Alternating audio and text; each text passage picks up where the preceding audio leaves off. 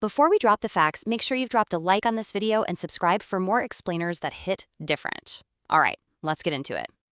It's the big question, right? The debate that never ends. When a wrestler leaves the ring for the big screen, who is the actual GOAT?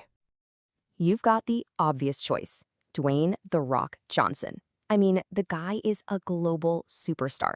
He's got charisma for days, and he's probably the first name that pops into your head. Or maybe it's Dave Bautista. He's the critic's choice, the guy who brings this incredible, subtle performance to characters like Drax and works with some of the best directors out there. Definitely a serious contender. But what if I told you the real answer isn't either of them? What if the greatest of all time has been hiding in plain sight this whole time?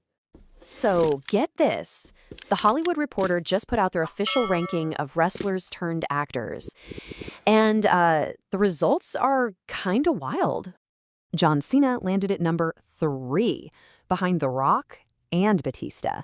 Number 3, but hold on. There is a massive catch to how they ranked him. See, their whole list was based on one thing and one thing only: box office numbers. And yeah, okay, Cena hasn't had as many huge leading roles as the other two, but does that really tell you who the better actor is? We're here to argue, no way, not even close. Because Cena has a secret weapon, a character that changes the entire conversation, and his name is Peacemaker. Now, you first saw him in James Gunn's The Suicide Squad, right? And he was basically this walking, talking punchline, an over-the-top bro with a ridiculous helmet there for the laughs. But then, that twist. He murders Rick Flag to protect a dark government secret. And just like that, bam! He wasn't just a joke anywhere. He was something way darker, way more complex. It set the stage for something huge. Because in the Peacemaker series, Cena completely sheds that wrestler persona and proves he is a legit, dramatic powerhouse. The show just rips into his character's trauma. I mean, this is a truly broken man. He's haunted by the people he's killed, scarred by the death of his brother that he caused, and just absolutely demolished by a lifetime of abuse from his neo-Nazi father. It's heavy stuff. And what's so amazing is that the show just forces you to completely reevaluate everything you thought you knew about John Cena as an actor. It basically takes a sledgehammer to the idea that he's just another muscle guy.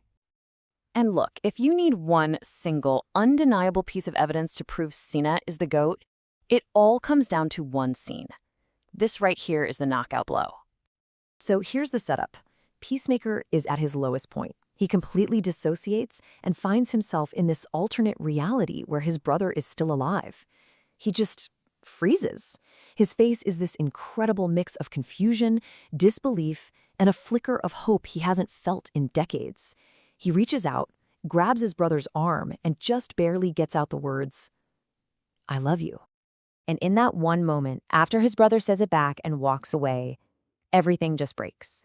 A whole lifetime of guilt and pain and grief just floods out of him all at once. And we're not talking about a pretty Hollywood cry here. This is messy, it is ugly, and it is raw. The source calls them wet, startling gasps. He tries to stifle it, but his entire body just folds over, completely wrecked by grief. It is honestly just devastating to watch.